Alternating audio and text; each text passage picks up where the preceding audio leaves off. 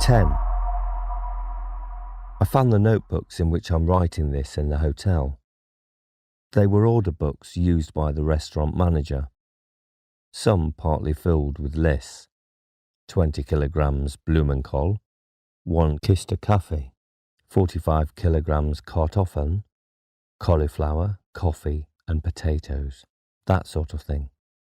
That was about a week after coming here. I thought the journey through the tunnel by train tedious, but it was much more so on foot. It was nearly 5 hours before Pa's flashlight lit up the platform sign, Jungfraujoch. Minutes later, we stepped out into a dazzling landscape of snow and ice, with the frozen river of a glacier stretched into hazy distance, surrounded by high white peaks. All was empty and lifeless. No animals, no birds, not even an insect. But no people either, except for ourselves. And no tripods. We stood on the cold roof of the world, rulers, for what it was worth, of all we survived. The purpose of this journey through the tunnel was to see if provisions had been left there, and we struck lucky. The hotel had kept good reserve stocks, apparently against the possibility of the rail line being blocked in winter. There were shelves loaded with cans, bags of flour and sugar, beans and dried fruits and rice. There were even deep-freeze cabinets, whose contents, because of the below-zero temperature, at this altitude, had stayed frozen after the electricity supply was cut off. Flashlights and batteries were an important find. We only had 2 from the guest house, which we'd had to keep switching on and off to conserve power. And there were enough in the hotel, in vacuum-sealed packs, to last years. We found candles and oil lamps too, and drums of fuel. In a siding at the station, there was a diesel coach with a charged battery, and after Pa had experimented with the controls, we loaded it for the return journey. While he and Jon were making final checks, I showed Andy some of the things I'd seen while I was there before, including a room filled with ice statues, fascinated by a life-size ice motorcar, and pointed out it must have been carved more than 70 years ago because it was a model of an early Ford. I thought of how much things like motorcars and airplanes had changed in those 70 years. It was as though mankind had been a surfboarder, riding a high wave of invention. Who could tell what wonders might have lain ahead? But now, thanks to the tripods, it had all ended. During the winter, we gradually adjusted to our new life, although the nearest house was more than 10 miles away down the mountain, and the tunnel entrance commanded a good view of the approaches.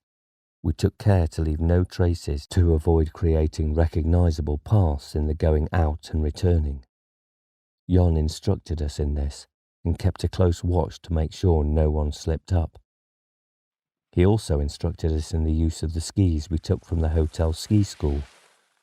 Despite having looked forward to it, I found skiing very difficult to begin with. The sense of losing contact with the earth bothered me and had plenty of falls.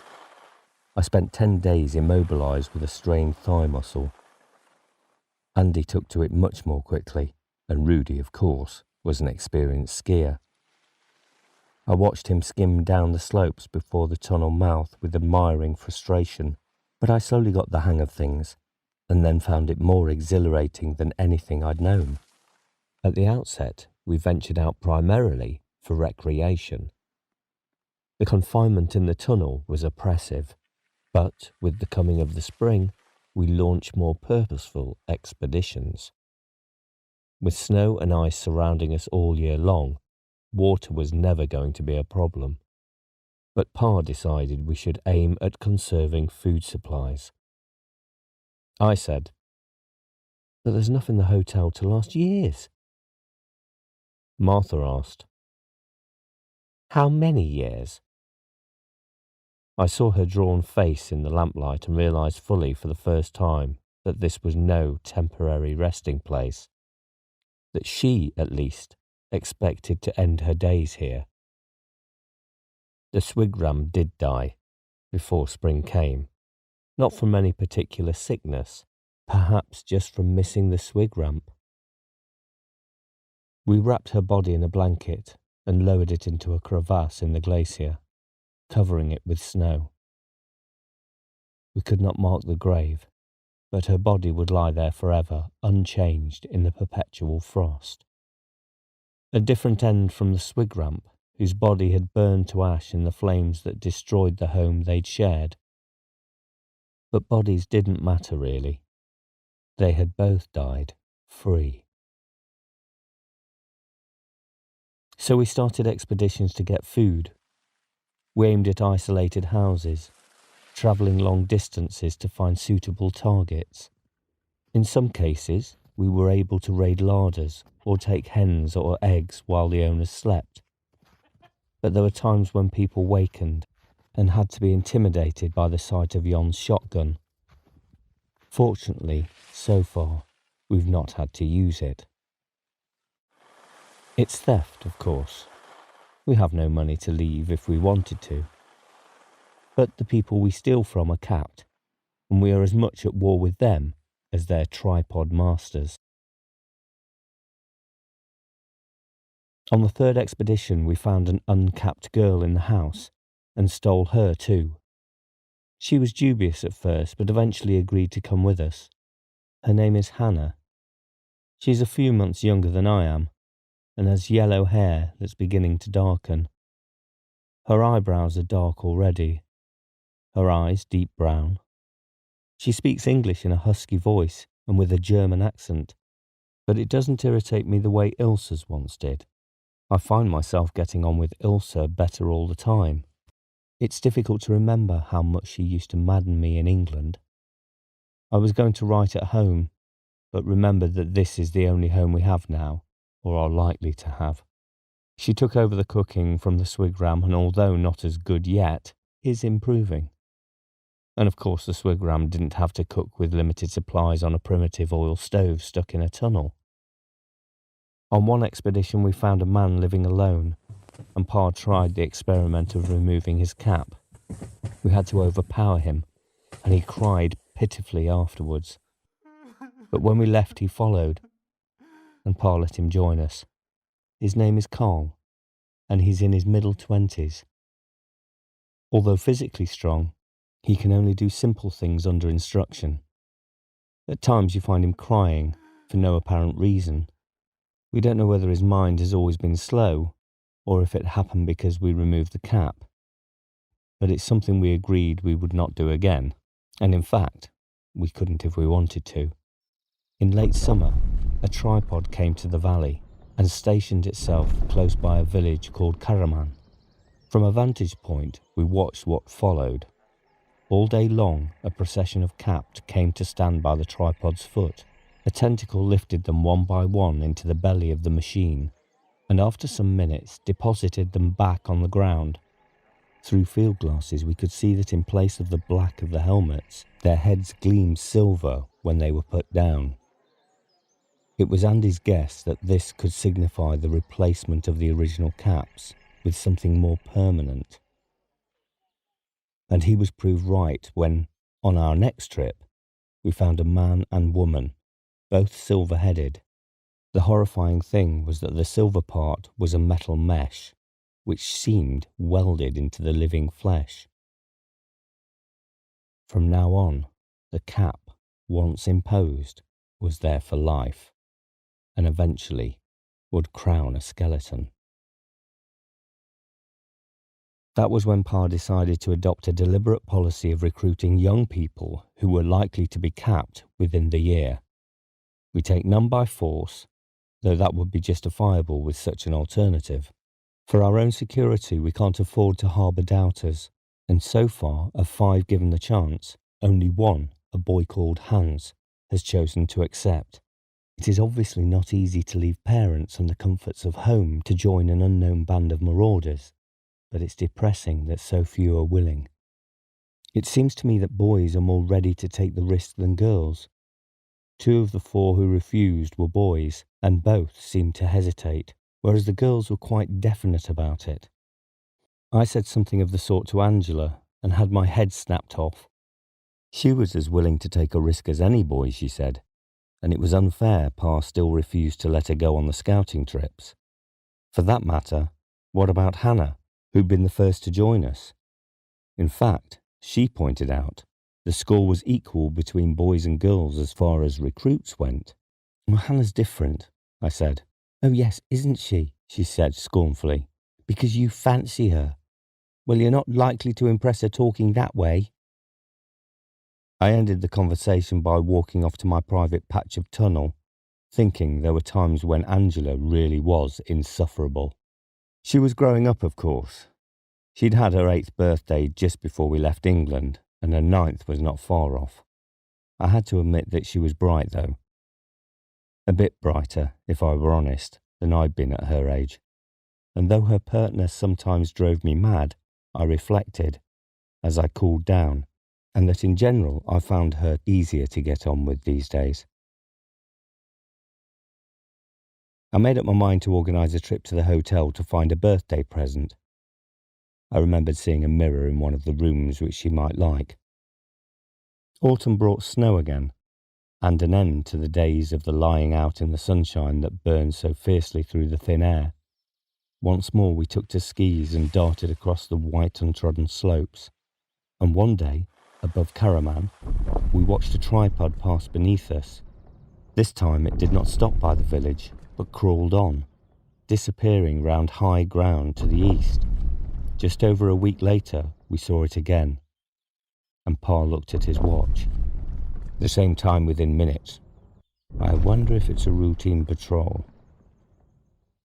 Over the subsequent weeks, we studied the tripod. It was a patrol, and one carried out with monotonous regularity. Every 4th day the tripod passed below our eyrie shortly before 11 in the morning, treading a path that varied as little as the time. On the 5th occasion we saw it. Pa said, "I wonder what the object is. I suppose just keeping a general watch over things." He wiped away tears with the back of his glove. There was a biting northeast wind, and his eyes were inclined to water. Andy said, "The way it thumps along, it could set off an avalanche." There was something Jon had recently warned us about. The mountain slopes were packed with snow, and an incautious movement could trigger off disaster.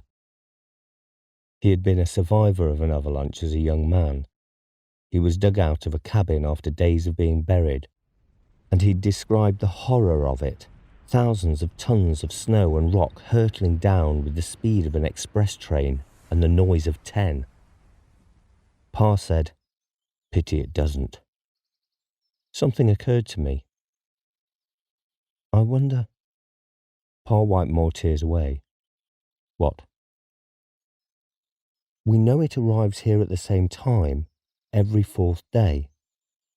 I looked down the slopes immediately beneath us, heavy with new snow. What would happen if someone fired a shotgun into that, just as the tripod was passing underneath? Jon, who suffered from rheumatism, which sometimes crippled him for days, had not been with us that morning. He closed his eyes, listening to what Pa said. "It is possible, but not easy to say when avalanche is. Ripe, is it? Not easy to guess path it takes, but worth trying." Jon paused before replying. "We'll take care no one finds us, make no tracks. But if we try, and it not work, perhaps they will come look for us." It was something to consider. The tripods themselves, unwildly as they were, could not invade our mountain fastness, but they had silver-headed slaves at their disposal, in virtual endless numbers. If in failing we showed our hand, they could use them to track us down. And once they did, though we might defend the tunnel entrance for a time, our fate was certain. For days we argued the question, Martha and Ilsa were vehemently against the idea. Jon more calmly opposed. Most of the younger ones were for it, with varying enthusiasm. Angela demanded to be one of the party carrying out the attack. For my part, I thought what Jon had said made sense. I could imagine what it would be like being trapped and besieged in the tunnel. Our present life was not too bad, and you could say we were making progress. With the spring, we could start recruiting again. The sensible thing was not to take a risk that might destroy us. But being sensible wasn't enough. The hatred I felt for the tripods and what they had done to us was too great. Nor could I abide the thought of huddling here forever like moles, while our enemy stomped arrogantly through the valley.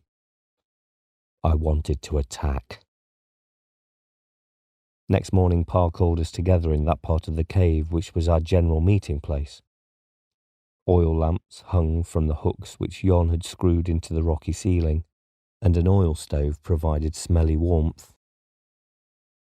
He had with him a battery-powered radio we'd found at the hotel. Powerful, and with 6 shortwave bands. At the beginning, it had been possible to pick up occasional faint voices on it, sometimes too faint for the language to be distinguished. But the voices had died, one by one. It was months since anyone had bothered to listen. He said, "I stayed up last night, searching the airwaves. Nothing but tripod buzz." He was referring to the radio sound we assumed came from the tripods, an oscillating noise that didn't seem to have any coherent pattern. "But that doesn't mean there aren't free men out there. There may be groups without transmitters, or afraid to use them for fear of being traced. But we have to act as though we're on our own, now and for the foreseeable future. We must act, that is, as though we're the last hope of the human race." He stopped and wiped his brow. I saw he was sweating, though it was not all that warm. I looked from his face to Martha's, Ilsa's, Jon's.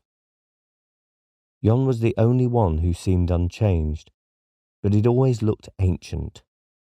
All the rest showed new signs of strain and tiredness. It was easier, I realised, for people of my age to adjust to confinement and hardships, and the lack of comforts, than for old people like them. "What this means," Pa went on, "is that everything we do is critical. Our first aim has to be self-preservation, but self-preservation isn't enough. Aiming just at that, we could slip into a routine of caution and playing safe, which would progressively weaken us and, eventually, destroy us as totally as the tripods would have destroyed our cities. So our second aim must be to fight the tripods, without much hope for the immediate future, but as a means of keeping hope alive. That's why we go out to recruit the young, why we've brought in Hannah and Hans, and God willing, we'll find more." He wiped his face again. "And that's why I think we must attack this tripod, even if it means risking our own destruction. My personal instinct is to leave well alone, play safe. Martha and Ilsa and Jon feel the same way.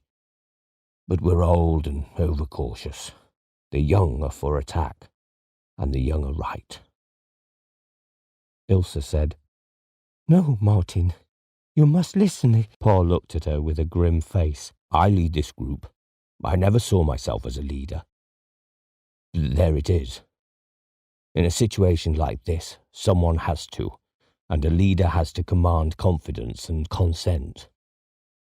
I hope I will always get your consent to things I propose, but if ever I don't, you will need to choose someone else." A silence followed. Everyone knew there was no one who could take his place. Eventually, when he was too old, someone would. But that was a long time in the future. Maybe Andy, I thought, looking at him across the cave. I looked at Hannah with the lamplight shining on her hair. Or maybe me. A lot of things had changed. Not just in the world outside, but in me, to make that believable. "The day after tomorrow," Pa said. "That's when the tripod's due again." The party consisted of Pa, Andy and myself. Jon had given us a further warning. Our aim was to start an avalanche below us, but there were slopes above which were also overcharged with snow. The shock might start another higher up that could overwhelm us. Setting out, Pa said if we didn't come back, the others were to take orders from Martha. He kissed Ilsa, holding her a long time. She came to me then and said, "Take care, Laurie." She was looking at me, and there was a tear on her cheek. She made no move towards me, but I went forward and kissed her too. "I will." We moved into position on a clear morning, with sunlight sparkling from the peaks and the surface of the lake below. Then came the waiting, only for an hour, but seeming much longer. At one point on a slope to the west of us, a minor shift of snow looked as though it might be the start of a natural avalanche, but as we held our breath, the slide checked, and all was still again. Pa looked at his watch for the 100th time. At that moment, following the same path round a spur of rock as it had on previous occasions, the tripod came in view. 300 or 400 metres below us, and more than twice that to the west. Now Pa faced the crucial problem of judging the moment to fire Jon's shotgun. Rising to his feet, he pointed it at the snow slope. The tripod was coming on in its awkward, skittering motion, a metal spider that had lost all but 3 of its legs. From up here, it looked small, unthreatening. How deceptive that was. Across the valley to the north, we looked at a wasteland of white peaks, but beyond them lay what had been great cities, and the simple reality of this metal beast stalking unchallenged through a remote alpine valley was the measure of our humiliation. I thought back to the early days, and Wild Bill talking about close encounters of the absurd kind. Whatever bizarre creatures had launched the tripods, no one had taken them seriously, until it was too late. No, not too late. I wouldn't accept that. As long as even a handful of men and women survived free, hope lived. And Pa was right. We must risk everything to fight them, for without fighting, everything was lost. I saw his finger crook in the trigger guard. It was too early. The tripod was 100 metres short of the point the avalanche would hit. I wanted to cry out, tell him to hold fire. Then the shotgun went off, its thunder shattering the still cold air. And nothing happened. The snow remained even, undisturbed.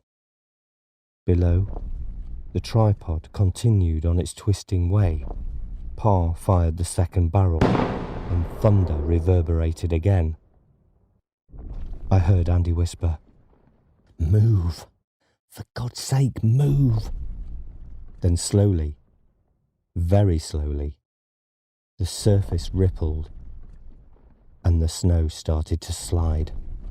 It gathered speed only gradually, moving at a child's walking pace to begin with. That was when I felt sure that instead of firing too soon, Pa had left it too late. The tripod came steadily on, varying neither pace nor path. It would be past by the time the wave of snow arrived. I felt like weeping with anger and despair. "Go on, go on." That was Pa.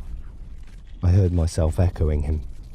"Go, go," as though urging the mountain, the planet which had borne us, to come to our aid.